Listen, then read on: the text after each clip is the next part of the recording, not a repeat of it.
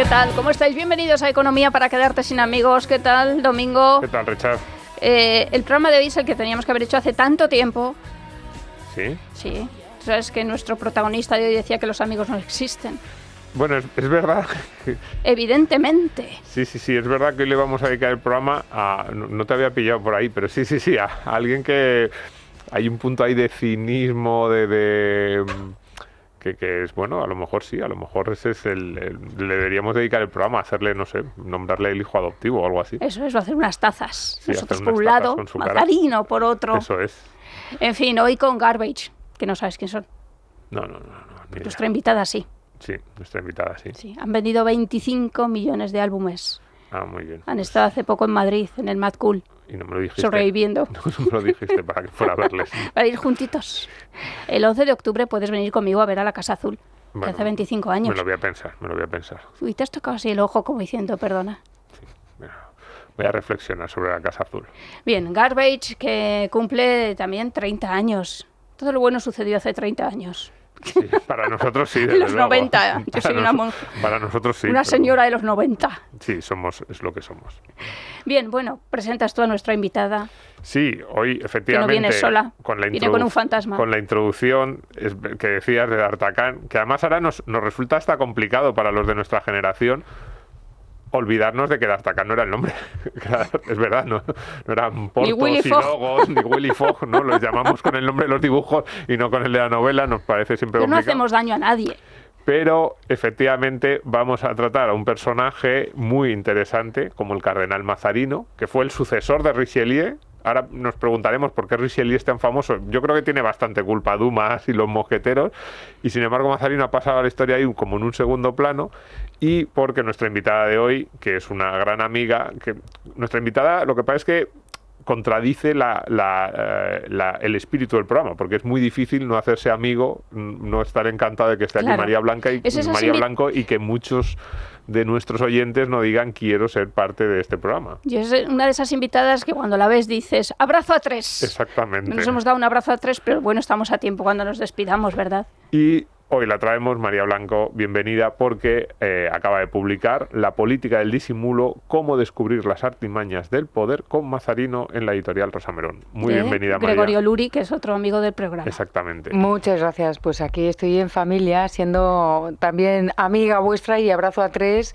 y me parecemos los Teletubbies, un poco. Total. Para no gustarnos los amigos, ¿verdad? Entonces, este libro es un libro muy peculiar incluso en su estructura, porque se llama La política del disimulo y tiene 3 partes.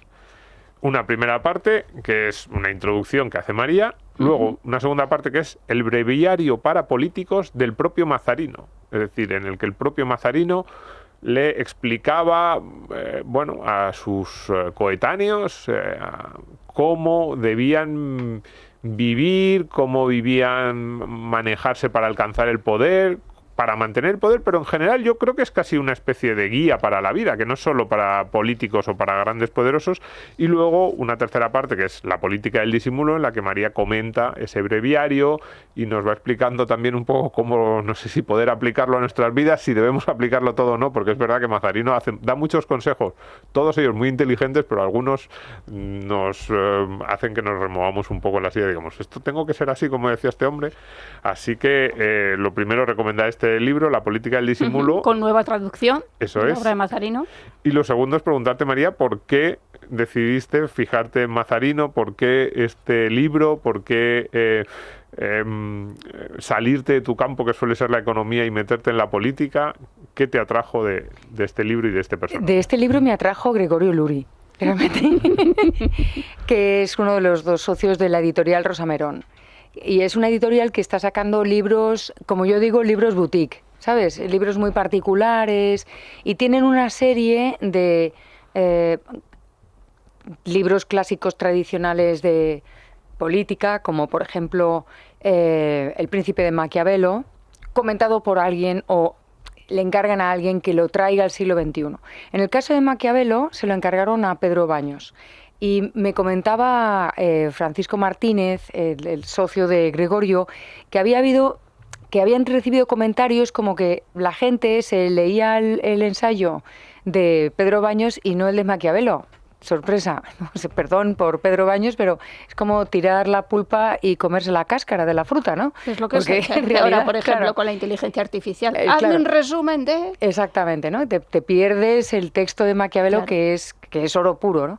Entonces, Francisco, con muy buen sentido, me dijo, una vez que yo ya tenía escrito mi ensayo, que era un mini libro también, porque fíjate, en realidad todas las dos partes que escribo yo son casi 200 páginas, o sea, es casi un libro en sí mismo. Me dijo, ¿por qué no hacemos algo para que tú dialogues de alguna manera con Mazarino? Aunque en la introducción primera dialogo de hecho con Mazarino, ¿cómo hacer para que el libro, para que la gente lea más a Mazarino y no te lean solamente a ti? Entonces me propuso esta idea de meter en medio el breviario para políticos, traducido de nuevo, en medio de alguna manera. Entonces lo pensamos y ahí digamos que cortamos y reescribí parte para que no quedara deshilachado, sino que hubiera una línea de continuidad. Y yo creo que ha quedado muy bien. Y además me pidió que en cada capítulo, encabezara cada capítulo con una cita del propio breviario. Que eso me ha costado. ¿Ah, sí? Sí, me ha costado porque cuando leáis el breviario veréis, bueno, ya lo habéis leído, es difícil. Está desorganizado. O sea, yo ahí era, mi toque mental era como, este hombre no se ha organizado bien a la hora de escribir un libro. Esto no tiene estructura, Porque ¿no? él no lo escribió tampoco, Es que no lo escribió él, exactamente. Le perdoné cuando me di cuenta que no, que es que eran cosas que se habían recopilado de diferentes, pues de sus diarios, de la parte de sus diarios que no estaban cifradas, ¿sabes? Porque él cifraba todo, era una cosa... debía tener un miedo, yo le habría llevado a un terapeuta inmediatamente. Pero el caso es que fue Luis XIV, en homenaje a su padrino, maestro, etcétera, el que decidió, a título póstumo, publicar esto. Bueno, pues Luis XIV muy desorganizado también. ¿Cuál es la aportación de Mazarino? Para situar a los oyentes. ¿Quién era? Para el que no le conozca tanto, porque escuchamos Sí. Cardenal Richelieu, Cardenal Mazarino, pensamos Sí, en Luis XIV. el lobo este de los dibujos, pensamos en que se haya leído la novela. Richelieu es el zorro de los mosqueperros. Sí, eso. Así un tipo un poco maligno, luego Mazarino nos suena bastante menos. ¿Quién fue él como personaje y eso? ¿Cuál es la que...? Claro, estamos en un momento de Francia muy particular y un momento de España muy particular también. Podríamos decir un momento de Europa muy particular, ¿no? Las guerras entre católicos protestantes, un Vaticano que era un poco como Naciones Unidas, es decir, además de su función normal del Vaticano, ejercía un poco de, bueno, nosotros somos los emisarios de la paz, tenía ejército que era como los cascos azules, un poco, ¿no? Si nos ponemos muy modernos y por decirlo ligeramente. Y entonces, en esos momentos, la monarquía francesa estaba debilitada, no era la primera monarquía y estaba debilitada, sobre todo a la sombra de España, ¿no? Y necesitaba fortalecerse.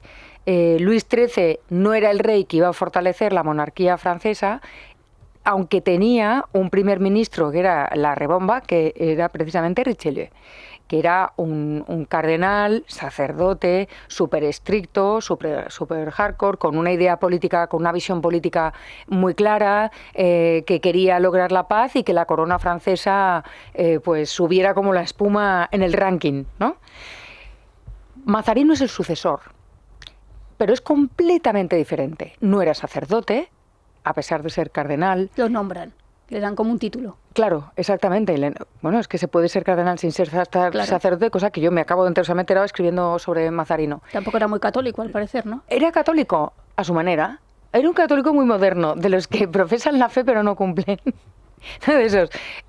No era francés, era extranjero y tenía unas características personales. Su personalidad era muy particular, muy particular.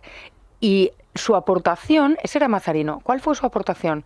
Él logró llevar la monarquía francesa a esa monarquía absoluta del Rey Sol. Él es el padrino del Rey Sol. Él es el diseñador de la monarquía absoluta, por razones locales, no por una razón de creo que este es el mejor sistema, sino porque en esos momentos Francia no podía sostener una monarquía como la de Luis XIII y como la de la regencia de Ana de Austria, en la que había muchísima gente, muchísimos candidatos de la realeza, muy nobles, intentando dar codazos para ser el más principal de todos, ¿no? Entonces, fue el que le aconsejó a Luis XIV: cuando yo me muera, après moi le déluge. O sea, cuando yo me muera no pongas a nadie. Tú solito y no tengas primer ministro de relumbrón. Y además le dejó en herencia al ministro de Finanzas Colbert, con el colbertismo, el intervencionismo y todo eso. Entonces, históricamente, su legado es muy importante, la paz de los Pirineos, etcétera, ¿no? Y luego, efectivamente, como estabas diciendo, muy poco reconocido. Muy poco. Sí, ahí la figura de Richelieu, pues no sé si yo creo que hay algo de la parte de la ficción que parece que lo ha ocupado todo en esa primera mitad de... Dumas lo menciona, Dumas lo menciona, pero menciona mucho más a Richelieu. Y la parte filosófica, que es un poco de la que tú te has ocupado, ese breviario para políticos, esas ideas. Yo buscando citas para preparando el programa, me encontré una sobre Mazarino que decía: el contraste entre Mazarino y Richelieu no podía ser mayor. Decía: uno veía en los escalones del trono donde el agudo y temido Richelieu había tronado en lugar de gobernar al pueblo. Entonces decía, y ahora veía a un líder que es gentil, benevolente, no exige nada, tiene el espíritu, la insinuación, el juego, los modales. Es decir, Richelieu parece como el primer ministro avasallador, que no le importaba que todo el mundo supiera que él mandaba, que quería que todo el mundo supiera que mandaba y que le temieran. Sí. Y sin embargo, Mazarino aparece, el título de tu libro, La política del disimulo, un camaleón, han puesto en la editorial, en la portada. Es maravillosa. Es muy bonita, como todas las de Rosa Merón. Y esa idea de el tipo que quería, no sé si pasar desapercibido como primer ministro, pero hacer las cosas sin que se notase demasiado. De hecho, casi el breviario para políticos casi diríamos que es un manual del ocultamiento. Sí, totalmente. Esa figura, no sé si cinismo, hipocresía, ¿cómo lo ves tú?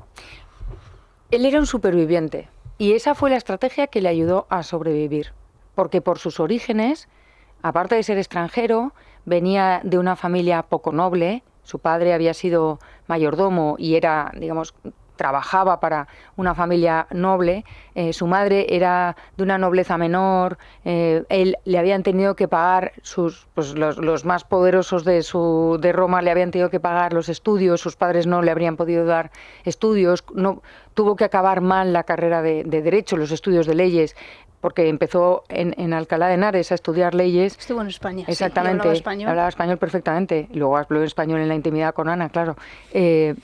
Se tuvo que volver porque su padre tuvo un follón, se hizo cargo de toda la familia. O sea, era un tipo de un origen humilde que se hizo cargo de toda la familia y eso lo superó porque era muy inteligente y supo disimular muy bien muchas cosas.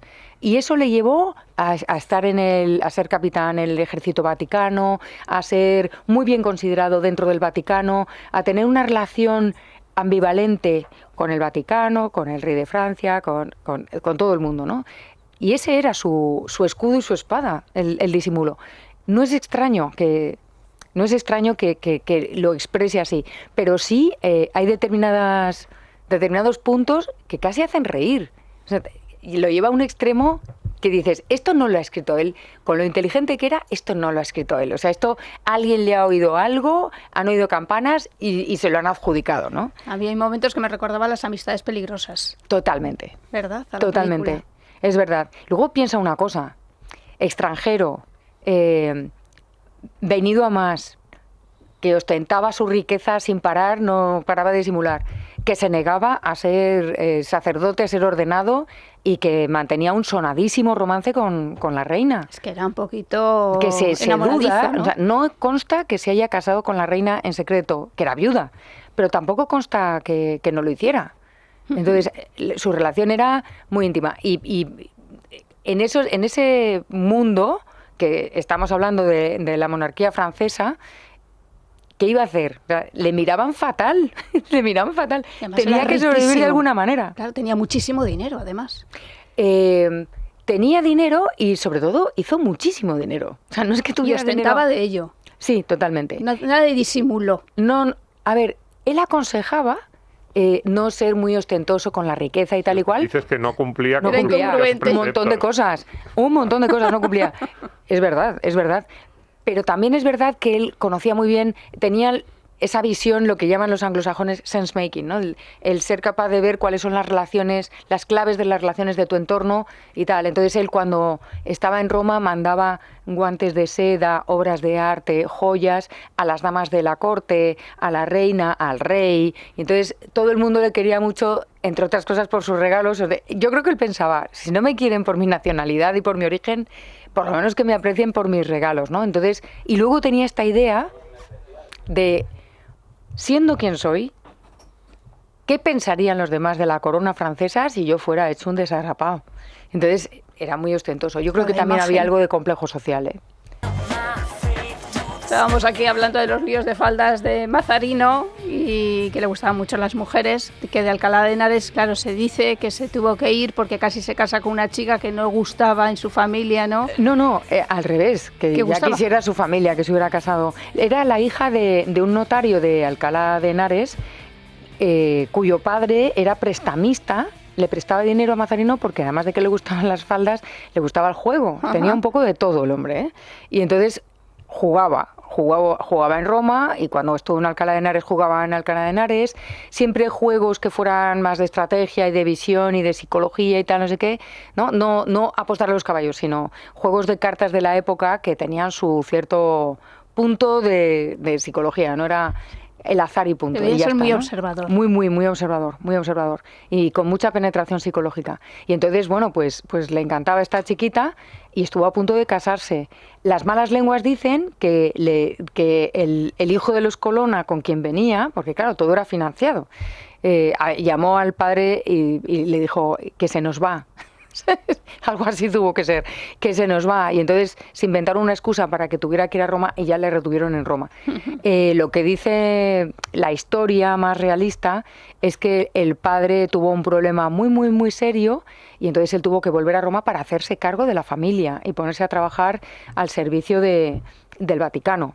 Que hay que tener en cuenta que entonces estaba todo dominado por las familias. Los Colonna eran amigos de los no sé qué, de los no sé cuántos, tal. Claro. El Papa Urbano VIII era hijo de una de las familias amigas, ¿no?, de estas élites. Como ahora un poco los partidos políticos, pues entonces eran las familias. Claro, cuando he dicho que le gustaban las mujeres, ha dicho Domingo, dilo tú. No, que eso no nos parece mal. Lo que pasa es que no te parece mal. Él era soltero, quiero decir. Aquí el Don Juan la figura cuestionable, siempre la economía. Siempre lo he dicho, es Ana de Austria. Quiero decir, pero por muchas razones, en los mosqueteros, toda la trama de los mosqueteros gira en torno a un medio romance de Ana de Austria con el duque de Buckingham. No. Claro.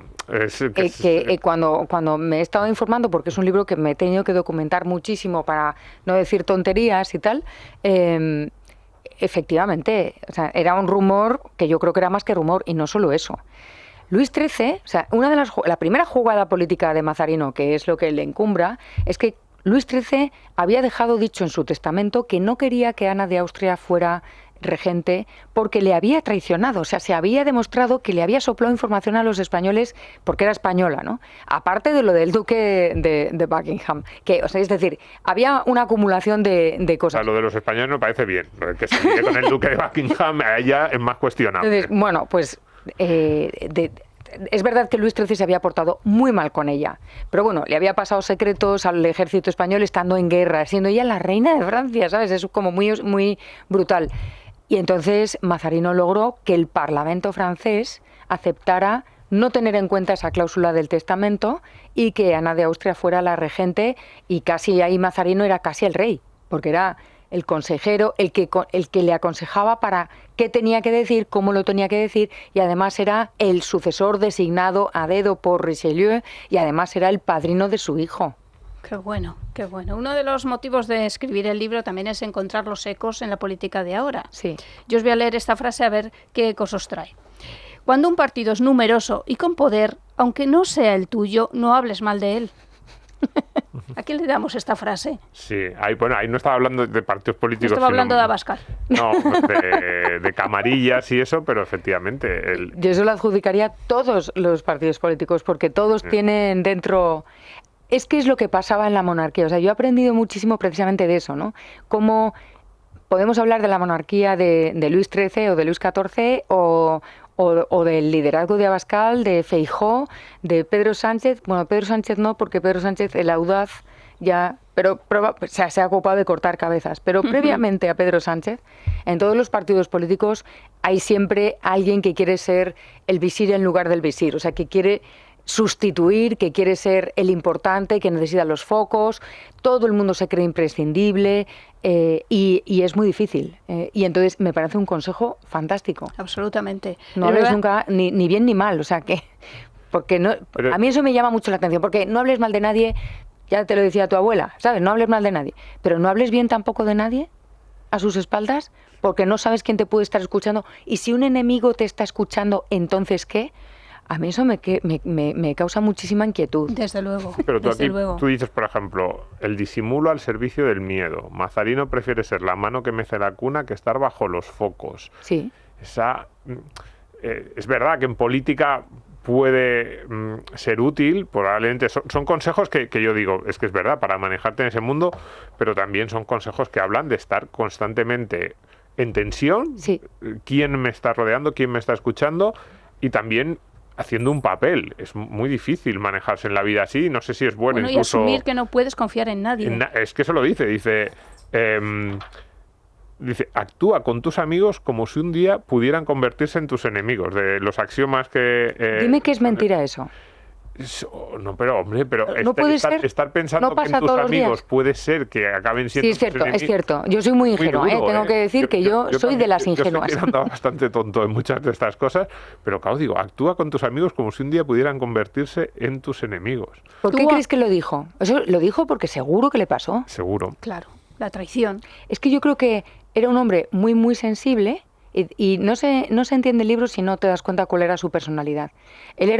Fue un niño superdotado, al que su madre exhibía como superdotado, al que le pagan los estudios, que los jesuitas querían quedárselo porque era muy brillante, muy inteligente. Él se escaquea sin ponerse del lado ni de uno ni de otro, sino se escaquea directamente, del verbo escaquear, y va subiendo puestos haciendo exactamente eso, disimulando, etcétera, etcétera. Tuvo que ser muy frustrante no poder ser él mismo delante de nadie y luego no poder hablar de determinadas cosas porque la gente no le llegaba. Él era el que estaba en el árbol más alto y se bajaba al nivel de los demás. Y era muy humano y la gente le quería mucho y todas esas cosas, pero es un disimulo que no se percibe como tal. Es decir, es un fake que es un disimulo muy bien hecho. Sí, ¿sabes? Le querían de verdad. Quien le quería de verdad. Otras citas fantásticas. Dices, debes saberlo todo sin decir nunca nada. Ser amable con todos y no confiar en nadie. Es decir, cómo conseguir información sin que los demás sepan tus sentimientos o lo que quieres, porque también ahí lo dice, cuando tengas mucho interés en conseguir algo, que nadie sepa que quieres ese algo hasta que lo consigues. Exacto. Exactamente. Incluso cuando lo consigues, con mucha prudencia, no, que nadie sepa nunca que has tenido una necesidad, que has necesitado información, que no sé qué, no sé cuántos, el tratamiento que hace el estudio de cómo tratar a los sirvientes, a los tuyos, a los de tus amigos y a los de tus enemigos, porque son diferentes estrategias. A mí para llegar a esa conclusión ha tenido que haber sobornado muchos sirvientes de tus enemigos, de tus amigos, y por ejemplo, utilizar los sirvientes de tus amigos como protección, por lo que tú decías, ¿no? Tus amigos en un momento dado te pueden traicionar. Ten siempre los secretos que te ha contado el servicio, ¿no? Que suena un poco con perdón por la frivolidad, al chofer de las Campos, ¿no? Que luego, es un poco así. Lamentablemente, es que la sociedad es así. A ver, también... Sí, la condición humana es así. Exactamente. Es la condición humana. Y él no deja de ser un ser humano. Esto es una especie de manual de resiliencia. Sí. Como escribió Pedro Sánchez. Sí, bueno, un poco sí. No compares. Pero, a ver, también es verdad, la parte buena es que él dice que es mejor conseguir las cosas sin enfrentamientos, sin violencia. Sin violencia. De hecho, otra de las citas dice, no intentes resolver mediante guerra lo que puedes resolver pacíficamente. O sea, él dice, utiliza estas artimañas que tú dices en el subtítulo, este tipo de disimulo, ese ocultamiento, que muchos podríamos decir medio cinismo, medio hipocresía, utilízalo para conseguir las cosas tranquilamente, para que no te envidien, para vivir tranquilo. Yo creo que casi hay una especie de obsesión en Mazarino o sea, yo quiero tener mucho poder, pero al mismo tiempo no quiero vivir no sé si en esa tensión, que que a lo mejor él percibía que en la que había vivido Richelieu, de enfrentamientos, de guerras, de odios, sino yo quiero conseguir eso, pero al mismo tiempo no llegar a ese punto de guerra. Él, dentro de su ansia de poder que tenía, que la tenía, porque si no, no habría pasado todo lo que pasó, tenía un sentido ético profundo. Sus dos objetivos eran reforzar la corona, y lo logró, y lograr la paz en Europa. Que no lo logró. Tuvo ahí logros pequeñitos, como la paz de los Pirineos, con esa escena tan épica de él a caballo, con el edicto firmado por esto diciendo paz, paz, paz, ¿no? Y lo logró. Luego, es verdad que cuando él muere, le falta tiempo a Luis XIV para volver a meterse en guerras, para liarse con todas las mujeres del mundo y todas esas cosas. Pero él, todo lo que hace está encaminado, todo lo que hace, me refiero a los tejemanejes entre las diferentes monarquías, con el Vaticano, etcétera, tiene como objetivo lograr la paz. Y por eso se malinterpreta a veces, o sea, yo sería absolutamente incapaz, a veces se me notaría mucho, pero él sí era capaz de estar entre dos aguas, entre los protestantes y los católicos, independientemente de su fe, independientemente de ser obispo, estar entre dos aguas para ejercer de canal de paz. Y es verdad que era su obsesión, frenar estas guerras tan brutales en las que pues habría sido Richelieu el que había metido a Francia, ¿no? Y luego el de reforzar la monarquía francesa lo logró al 100%. Entonces, dentro de todas las barbaridades que dice, o dentro de... No son barbaridades realmente, ¿eh? O sea, tampoco dice barbaridades, pero dentro de las cosas que nos chocan tanto y que nos pueden parecer deshonestas, tenía un sentido de la ética profundo. Pero fíjate que muchos de los consejos que da van en contra de lo que nosotros pedimos ahora a un político en democracia. ¿Como por ejemplo? Por ejemplo, el disimulo. Y aquí pedimos que hable de la realidad, que haya transparencia. Bueno, es que han cambiado muchísimo las cosas. Es decir... una cosa es que lo pidamos y otra cosa es que lo hagan. No lo van a hacer nunca. Les acusamos precisamente de lo que dice Mazarino que hay que hacer. Sí, pero fíjate una cosa. Mazarino es el primero que se enriquece a costa hay un capítulo ahí donde... Y me quedé... Hay un libro entero. O sea, no puse todo porque digo, voy a ocupar todo el libro hablando de todas las finanzas que tenía, pero hacía cosas para obtener dinero que eran una barbaridad. Pero es que entonces el patrimonio del príncipe y el patrimonio del Estado eran el mismo.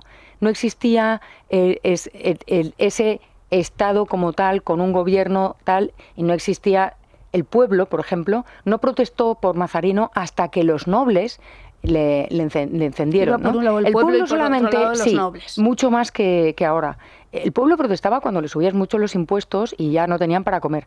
Pero si no te metías mucho con ellos, pues les daba exactamente igual. Y les parecía hasta divertido que mira tal, no sé qué, porque se metían con, ¿no? Y atacaban a... Y de hecho, por eso fueron tan populares las mazarinadas, escritas por los nobles, que es el libelo donde dicen todo de todo, dicen barbaridades. El pueblo acogía eso como si fuera Sálvame. Entonces le divertía, mira qué tal, que se ha acostado con la otra y con no sé qué, con no sé cuántos, ¿no? Y que ha hecho esto y lo otro.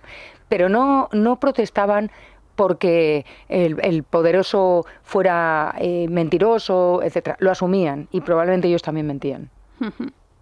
Pues aquí seguimos hablando de Mazarino, Sí, de cómo convertía el insulto en nada, en una broma, Claro, o sea, en una debilidad. Es que el enemigo enseguida detecta tu debilidad, claro. Claro, siendo tan brillante en el colegio de los jesuitas, por ejemplo, se sabe que sus compañeros le atacaban mucho porque eran todos de las mejores familias, más nobles. Estamos hablando del siglo XVII, cuando la clase social, no había movilidad social, la clase social te marcaba para siempre. Entonces, un advenedizo era imperdonable.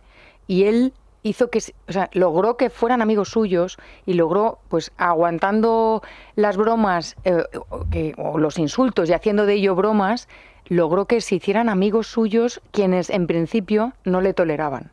Incluso después, no solamente en el Vaticano, porque ya en Italia, en lo que ahora conocemos como Italia, que no existía entonces, ya le conocían, le tenían muy reconocido. Pero cuando llega a Francia, tiene que enfrentarse de nuevo a este tío es un parvenu, mira de dónde viene, mira quién es su padre, y él tuvo que desmentir con hechos y de alguna manera ganarse a toda la corte. María no quiere hablar mucho de economía, que es lo suyo, pero hay dos o tres... No, es que hay dos o tres citas. Es verdad que es una economía tan relacionada con la política, pero por ejemplo esta... muy modernas, dice: si cuentas con destituir a alguien de su cargo, esto decía Mazarino, fíjate, empieza por dejar de enviarle fondos que necesita para ejercerlo. O sea, le cortas el presupuesto, le cortas el grifo. Y dice, las deudas que contraerá serán su multa. O sea, lo que dice es, cuando sea definitivamente destituido, no tendrá más dinero, te habrá acumulado muchas deudas y entonces le habrás destruido simplemente cortándole el grifo del presupuesto. Es de una modernidad política, esto lo hacen mucho también los políticos actuales de... con Madrid, por ejemplo. Es la política de la dependencia. Quiero puñetear a este adversario y lo que hago es, le restringo el presupuesto. No, yo no te hago nada. ¿Qué pasa? ¿Que no puedes desarrollar tus políticas? No solo eso, Domingo. Es decir, lo que se hace hoy en día es precisamente lo que dice Mazarino. Para llevar a cabo ese consejo, previamente has tenido que crear una dependencia. Y entonces hacerte pasar por bueno, pues voy a dar voy a dar una subvención a todas las pelirrojas, a todas las personas que llevan gafas, a todos los débiles, por mí que soy pelirroja y llevo gafas, a todos los que tal, a los débiles, al no sé qué, no sé cuántos, a las mujeres, a los colectivos, tal. Y una vez que les tienen enganchados, les aprietan. Entonces ahora vas a tener que votar lo que yo digo, aunque no estés de acuerdo, porque si no te restringo el presupuesto. Y además no solo eso, sino que el que venga y te restrinja el presupuesto, le montas la tangana. Se la montas. Entonces es súper moderno. Es más moderno, casi. Si se sabe que eres el instigador de una medida impopular, calma al populacho concediéndole ostensiblemente algunas gratificaciones, una bajada de impuestos, la gracia de un condenado. Muestra que siempre estás en los mejores términos con aquellos amados por la gente humilde. Esto claro. es desmano, o sea, esto no es siglo XVII, esto es ahora mismo. Dice, si vas a hacer algo impopular, lanza una noticia unos días antes, así para calmar al populacho, como dice Mazarino, y tranquilo. Pero eso quiere decir que primero tienes que conocer lo que le gusta al populacho, lo que el populacho valora y quiere. Y entonces, pues ponerle ahí un poco de azúcar ¿no? Como en ahora lo del pasaporte porno, pues en nombre de los jóvenes. Claro, exactamente. Supuesto. Y mientras tanto, pero eso es si vas a tomar alguna medida que va a ser incómoda. Que le guste. Si vas a hacer algo incómodo, hazle ver que no, que sigo siendo de los vuestros, sigo siendo de los vuestros, pero zaca, ¿no? O por ejemplo, si vas a lograr que el mercado de trabajo sea tan rígido como siempre o más, sal como ministra de Trabajo a protestar contra las políticas de trabajo del gobierno, que es lo que hace Yolanda Díaz. Aquí nos quejamos mucho de la dictadura de los expertos, de este modernismo del Excel, de aparece un tipo, un informe que dice que hay que cambiar todo, y los gobiernos ahora son muy dados. De hecho, Pedro Sánchez no hace más que crear observatorios, comités científicos. Tenéis y todo que esto. Entrevistar a Jaime García Obregón para que os hable de los observatorios. Pues fíjate, 400 años antes de los observatorios, dice, si estás pensando en un cambio político radical, ponte en contacto antes con un teólogo o cualquier experto y obtén su aprobación plena y completa. O sea, ya Mazarino decía, para justificar la medida de ese cambio político radical, tú vas con el informe previo, ahora lo hacen de la Universidad de Wisconsin, un informe que dice que no sé qué, y antes decían, busca un experto o un teólogo que justifique tu política. No solo eso, sino que después de eso dice, y así, o sea, la consecuencia es que si lo haces bien, pues lo has hecho tú con el experto, pero si algo sale mal, ha sido el experto. Entonces te quitas el muerto de encima inmediatamente. Eso, así, todo. Mira el COVID. A ver, es que es muy moderno, de verdad que hay frases de Mazarino, pues todas estas que estamos leyendo ahora son de la parte de Mazarino, son de una enorme modernidad. Totalmente. A mí lo que me da rabia es que al estar poco estructurado el breviario, se te pierden cosas, ¿no? Y conviene ir como por partes. O sea, ¿qué decía del pueblo? ¿Qué decía de la política? ¿Qué decía de no sé qué? Pero podía haber escrito 3 libros sobre Mazarino. Además es muy práctico. Sí. Muy pragmático. Y esto, cuando a mí me preguntan ¿y qué relación tenía? Porque era un hombre extremadamente culto. Extremadamente culto. A Maquiavelo, a Claro, Gracián. Maquiavelo, Gracián, tal. Pero para él, pues esta gente es que no se moja. O sea, no tiene las manos metidas en el barro. Y yo sí. Y era verdad. Es decir, probablemente él podía haber escrito cualquier tratado de cualquier cosa. No hay que olvidar que su trabajo, cuando sale de los jesuitas, que ya era un mozalbete, lo hace sobre los cometas. Y va a la vanguardia, quiero decir, es un señor con una capacidad y con una cultura como para que él se hubiera sentado y hubiera escrito un tratado de política. Y no lo hizo. No lo hizo, esto es una como recopilación y tal, porque él lo que quería era lograr hechos. Y a mí eso me gusta, ¿no? El decir, que me conozcan por mis obras. Bueno, al final ni por sus obras ni por sus libros, porque no se le conoce, ¿no? Claro. ¿Cómo escapar de una habitación? Domingo, te pillan en una habitación con una chica. ¿Cómo escapar disimulando con los criados? Mazarino tiene la respuesta. También, mira. Pues ¿Verdad, sí. María? Bueno, tiene dos, ¿no? Puedes hacer varias ¿Puedo cosas. este pasaje? O sea, ¿cómo era? ¿Cómo lo dice? Di que te encuentras mal. Cuando vaya el médico, róbale una pócima para dormir. Se la pones al guardia y cuando esté dormido te escapas. Te O, por escapas. ejemplo, provoca un incendio. Ese a mí me encanta. ¿Tienes una copita? Provoca un incendio y cuando vayan a tal, te escapas. ¿Sabes? Claro. Como, Te yo echas la copita de alcohol por eso la es, por ropa. la ropa. Y yo eso creo que no lo escribió él. Yo creo eso. Sin embargo, por ejemplo, lo de Es ten verdad que cuidado. más consejos más marcianos. Estaba buscando aquí otros dos. Intercepta las Son cartas los mejores. dirigidas a tus subordinados y esas cosas. Eso me lo creo. Sí, no es que solo es que me lo crea, sino que es verdad que son consejos como más de la época, pero que traídos cada uno de ellos a la nuestra, tendríamos que hacer un esfuerzo de cuál ¿Perdona? sería el equivalente. El equivalente, leer los mails, pinchar Claro. los teléfonos, Claro. bueno, o sea, una cosa, o Eso los es. WhatsApp, ¿sabes? En fin. Y luego hay otra cosa. Pensad que, por ejemplo, Richelieu, que era otro mago de la política, tenía una red de información brutal, ríete tú, de la CIA, que eran los conventos de capuchinos. Que le pasaban información de lo que la gente hacía bien, mal, regular, cómo iban las provincias. Entonces tenía su red de información en los conventos de capuchinos, que eran informadores directos. Al final es quien tiene la información, tiene el poder. ¿no? Exactamente. Al final ese es el resumen. Y eso lo sabía muy bien Mazarino, desde luego. Era un buen negociador. Era muy buen negociador.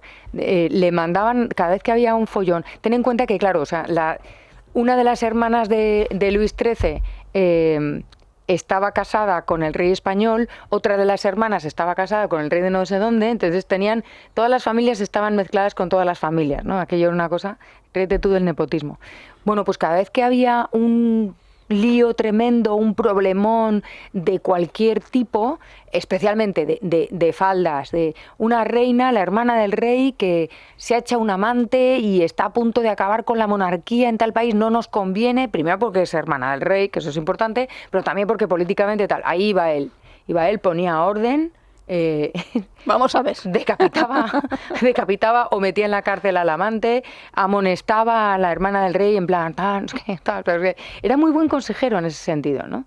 Hay una carta de Mazarino al joven Luis XIV que está comprometido con la infanta de España, con la princesa española, y a la vez se ha echado una amante maravillosa, jovencita, preciosa, que es la sobrina de Mazarino, María Mancini.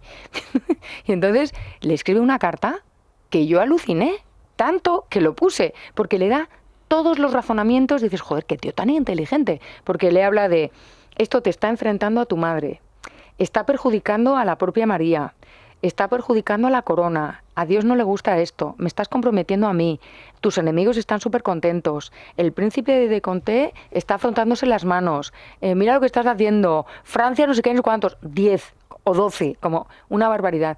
Claro, efectivamente, Luis XIV pues consideró sus opciones y finalmente se casó y todo eso.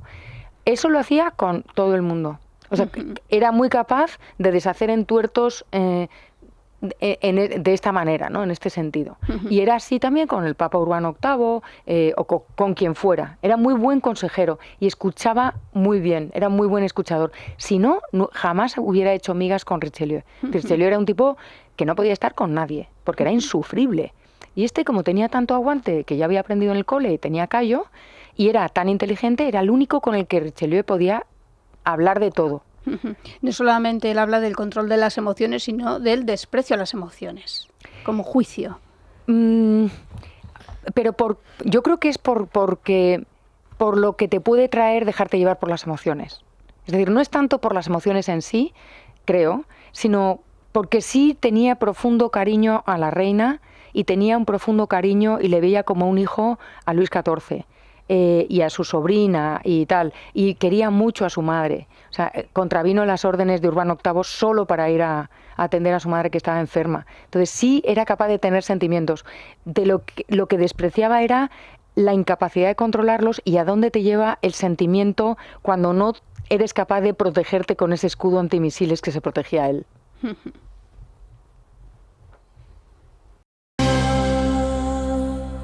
Sería muy loco, María, preguntarnos qué pensaría Mazarino del liberalismo. Pues yo creo que no confiaría en que las personas van a ser capaces de asumir su responsabilidad individual. Pero como objetivo probablemente él ejerció de liberal en ese sentido, es decir, sí se hizo cargo de las consecuencias de sus actos todo el tiempo y a veces le fue mejor, a veces le fue peor y los consejos que le daba Luis XIV sí eran en ese sentido de asume las consecuencias de tus actos. Lo que pasa es que hablar de liberalismo en esa época es como cuando intentamos poner el liberalómetro a la escuela de Salamanca, porque era una época completamente diferente, ¿no? Bueno. Pero solamente lo que el intentar que desaparecieran las guerras, no sé, yo no creo que fuera liberal en ese sentido, porque el gasto de la corona era muy grande, etcétera, pero sí tenía esa idea de la responsabilidad individual. Pero no creo que confiara en la naturaleza humana mucho. Por eso era de los de no tengas amigos, tú mejor no tengas amigos. Sí, antes hablábamos fuera de micrófono que es verdad que trataba un poco a los demás como si fueran niños, ¿no? Sí, pero también porque la gente que tenía alrededor estaban a otro nivel, Y a veces cuando tienes que convencer a alguien que tiene una mentalidad muy rígida, le tienes que tratar un poco como un niño, ser un poco condescendiente sin que se note, ¿no? Eso es complicado, eso es muy complicado. Sí, pero un poco en contra del espíritu del programa. Es decir, Mazarino dice, no tengas amigos, no te tienes que fiar de nadie, cuidado con lo que dices a cualquier persona, no descubras tus verdaderas intenciones, pensamientos, sentimientos. El espíritu de este programa es el contrario, le tienes que decir a tus amigos la verdad, le tienes que decir que lo que están diciendo no tiene ningún sentido y entonces son ellos los que van a dejar de ser tus amigos. Son dos formas diferentes de perder amigos. Opuestas, pero... Sí, pero mira, esta frase es muy liberal, creo yo. Es feliz el hombre que se mantiene a la misma distancia de todos los partidos. Sí, bueno, claro. Es cierto, pero como protección, ¿eh? Totalmente. No como algo ético. No, hombre, yo tenía... Es que hay muchas, la verdad es que cada frase que dices que es muy buena, pero... También sobre el conocimiento de la naturaleza humana. Dices, no olvides que las personas, esto es más anecdótico, pero no olvides que las personas muy jóvenes o muy ancianas te suministrarán sin problemas un montón de información y en todos los territorios. También hay esa idea de los jóvenes y los viejos te van a decir lo que tú lo que necesites. Esos van a tener menos pegas para descubrirse. Es lo que decía antes, Nuria. La información es poder. Entonces, él es experto en de dónde puedo conseguir información de los subordinados, de los niños o de los jóvenes que son imprudentes y tienden a hablar y alardear de cosas y te lo cascan todo, y de las personas que no tienen nada que hacer y pues te cuentan también. Claro, y los mayores ya te importa igual, te da igual 8 que 80 cuando eres mayor. ¿Por qué estuvo exiliado? Bueno, claro, porque se la liaron pardísima. Es decir, piensa a todos los nobles que estaban intentando... A los nobles les sentó muy mal, primero, que Ana fuera regente en contra de la voluntad de Luis XIII y segundo, que el primer ministro fuera un extranjero venido a más como Mazarino, ¿no? Les sentó muy mal. Hicieron todo lo posible para derrocarle. Que tuviera este sistema de protección antimisiles tiene todo el sentido en este ámbito, ¿no? Entonces, lo que hicieron los nobles fue una revolución de arriba abajo, en vez de abajo arriba. Y empezaron a publicar libelos, las mazarinadas, con información, alguna era cierta, otra no tanto, que pudiera enemistar al pueblo. Y hubo una sublevación de nobles y del Parlamento. Entonces hay dos, que es lo que se llama la fronda, ¿no? La fronda de los nobles y la fronda del Parlamento.